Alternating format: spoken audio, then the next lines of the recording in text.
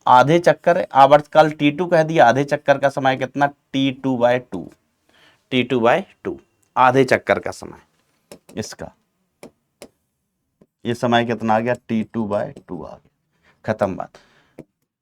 तो ये 1/2 बाहर ले लो, T1 + T2, T1 + T2, तो 1/2 T1 का मान कितना 2π√m/K1 प्लस T2 का मान कितना 2π√m/K2। K1 K2 ही तो अलग थे भैया, अलग क्या था, K1 K2 अलग थे। अब इसको सिंप्लीफाई कर दो तो इससे एक सब कैंसिल आउट हो गया, सब कैंसिल आउट हो गया, तो जो T का मान बचा है अंततः T = कितना आ गया, पाई कॉमन ले लो दोनों में से, रूट के अंदर m 0.1 डिवाइडेड बाय K1 0.009, ठीक है, वो वैल्यू पुट कर लोगे आप, है ना, वैल्यू पुट में हम टाइम पास नहीं कर रहे हैं, वैल्यू पुट आप कर लेना, m/K1 प्लस m/K2, m की वैल्यू दी है, K1 K2 की वैल्यू दी है, m की वैल्यू दी है, K1 K2 की भी वैल्यू बेटा आपको दी गई है।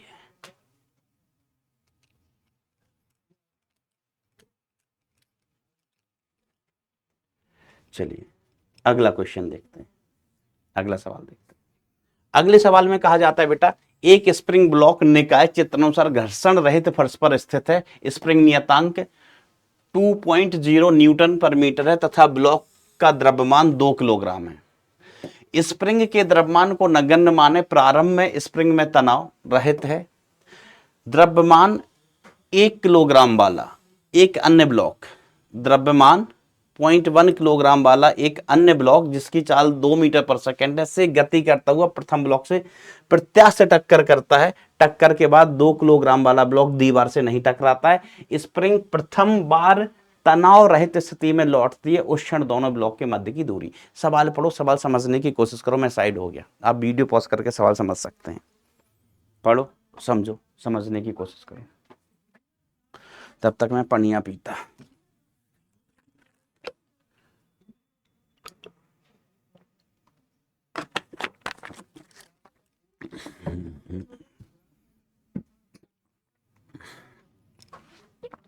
देखो टक्कर यहां पर भी प्रत्यास्थ है, लेकिन यहां द्रव्यमान अलग अलग है। 1 किलोग्राम 2 किलोग्राम, 1 किलोग्राम 2 किलोग्राम अलग अलग द्रव्यमान है, तो हम वेग परस्पर नहीं बदल सकते। यहाँ पर अगर ये भी 2 होता, ये भी 2 होता, तो हम परस्पर वेग बदल देते।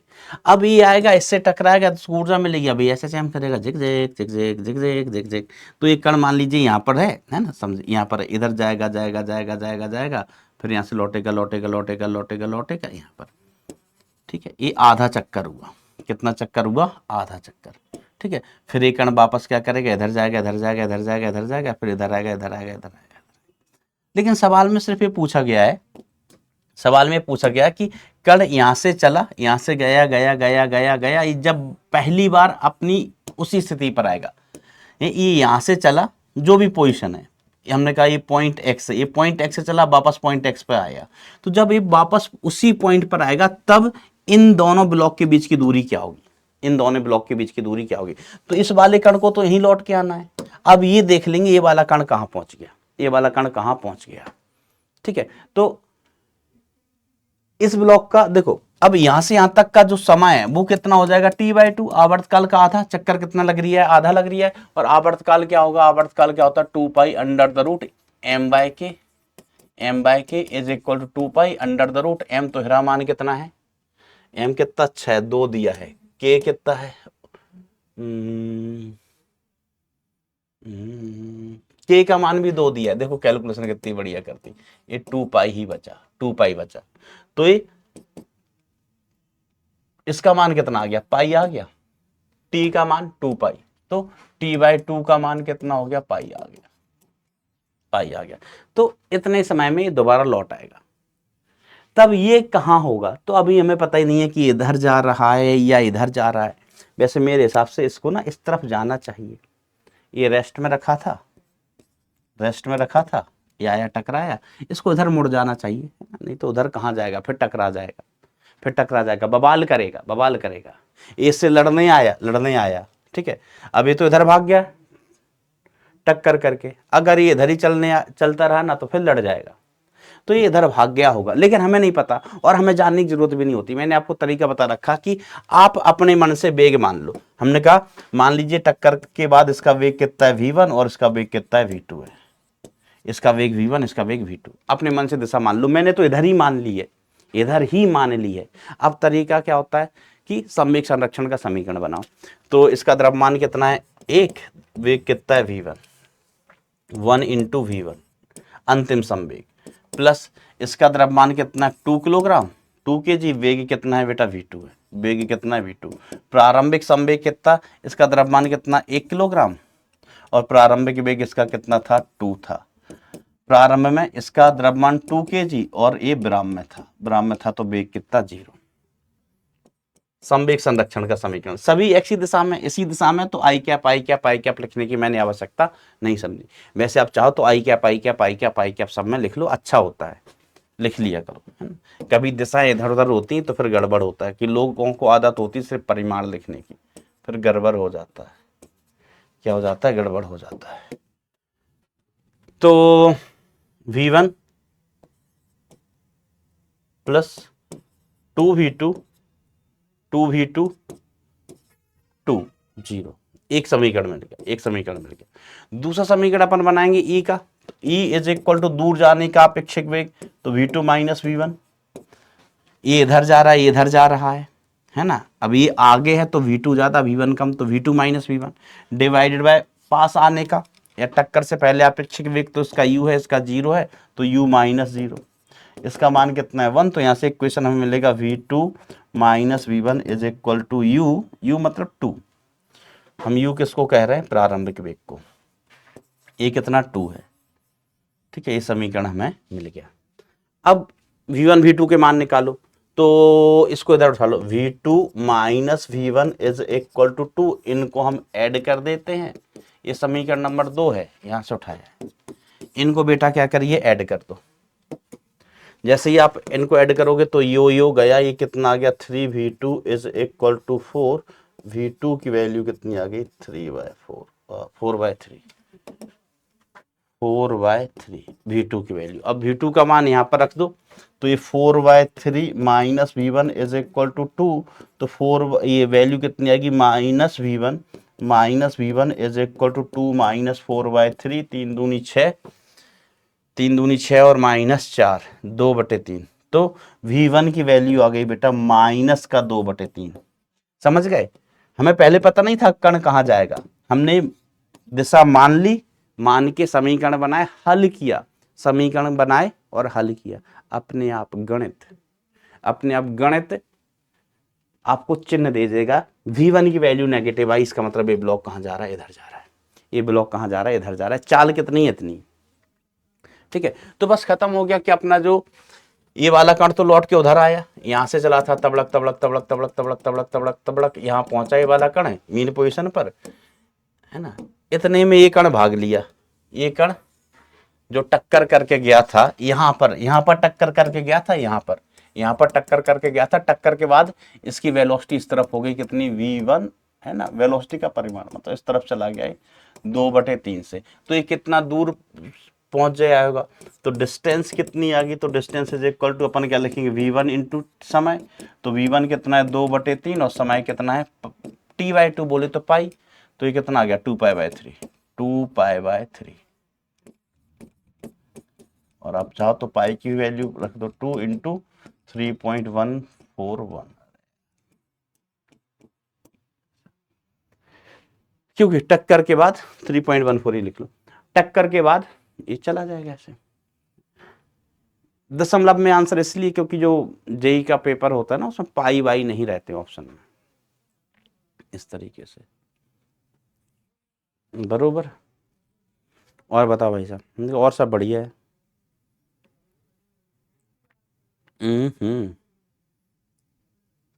और सब बढ़िया। चलिए और कुछ क्वेश्चंस हैं, जैसे ये वाला है, एक द्रव्यमान रहित स्प्रिंग दृढ़ता गुणांक कितना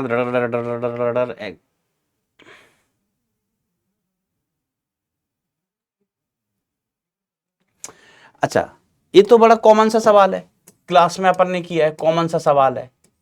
इसमें एक ब्लॉक के ऊपर एक और ब्लॉक रख रहे हैं, एक ब्लॉक के ऊपर एक और ब्लॉक रख रहे हैं, एक कब एक्स नॉट पर, एक कब एक्स नॉट प्लस ए पर। तो जब कण एक्स नॉट पर होगा तो कहां होगा, मीन पोजीशन, और एक्स नॉट प्लस ए पर है तो कण कहां होगा, एक्सट्रीम पोजीशन पर। ये मीन पोजीशन और एक्सट्रीम पोजीशन। अब आपको पता है कि अगर ब्लॉक को मीन पोजीशन पर रखते हैं, ब्लॉक एसएचएम कर रहा है, ब्लॉक एसएचएम कर रहा है, अब इसके ऊपर हम एक ब्लॉक रखते हैं, इसके ऊपर हम एक ब्लॉक रखते हैं, मान लीजिए इसका द्रव्यमान कैपिटल एम, अब इसके ऊपर हमें एक द्रव्यमान और रखना है स्मॉल एम। तो टाइम पीरियड तो कितना हो जाता, 2 पाई अंडर द रूट, इसको एम और के से मतलब है, तो एम कितना होगा, कैपिटल एम प्लस स्मॉल के एम डिवाइड बाय के। स्प्रिंग कांस्टेंट बदला नहीं है, पहले द्रव्यमान कैपिटल एम था, अब स्मॉल एम और रख दिया तो इतना होगा। तो ये बाद का टाइम पीरियड है। पहले टाइम पीरियड क्या होगा, पहले टाइम पीरियड क्या रहा होगा, 2 pi under the root capital M by K. ठीक है, कोई बात। अब मेन चीज, अगर पार्टी कण के ऊपर दूसरे द्रव्यमान को एक्सट्रीम पोजीशन पर रखा जाता है तो आयाम नहीं बदलता है, ऊर्जा संरक्षित रहती है, ऊर्जा संरक्षित रहती है। अगर मीन पोजीशन पर रखते हैं, मीन पोजीशन पर रखते हैं तो हम समीकरण बनाते हैं संवेग संरक्षण का। अगर कण को मीन पोजीशन पर, मतलब एक द्रव्यमान के ऊपर दूसरा द्रव्यमान मीन पोजीशन पर रखा जाता है तो हम क्या करवाते हैं बेटा, लीनियर मोमेंटम कंजर्वेशन। और एक्सट्रीम पोजीशन पर रखवाते हैं तो हम कहते हैं एनर्जी कंजर्व रहती है। आयाम कहते हैं एम्पलीट्यूड, बहुत दिन हो गए ये बोले, एम्पलीट्यूड ये कांस्टेंट होता है, चेंज नहीं होता। तो ये फंडा है, ये फंडा है। इसमें एनर्जी नहीं बदलती, इसमें एनर्जी बदल जाती है। ठीक है, तो करिएगा बेटा, करना क्लास में करवाइए क्वेश्चन, ये उसके ऑप्शन है। अब एक सवाल और है, वो भी संघट्ट वाला ही है, इसको भी आप ट्राई करना।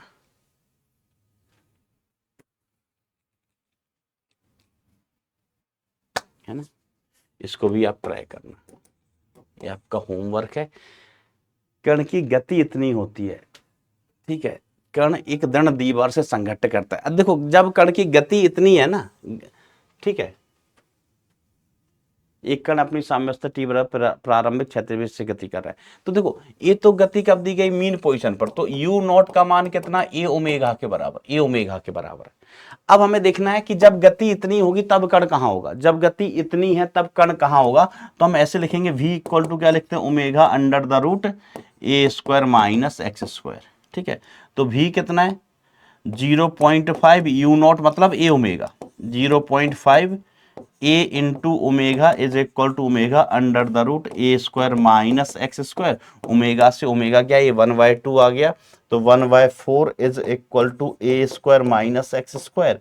तो यहाँ से एक्स स्क्वायर की वैल्यू कितनी बचेगी बेटा, एक्स स्क्वायर की वैल्यू बचेगी 3a स्क्वायर बाय 4, 3a²/4। तो x की वैल्यू कितनी आ जाएगी, √3a/2।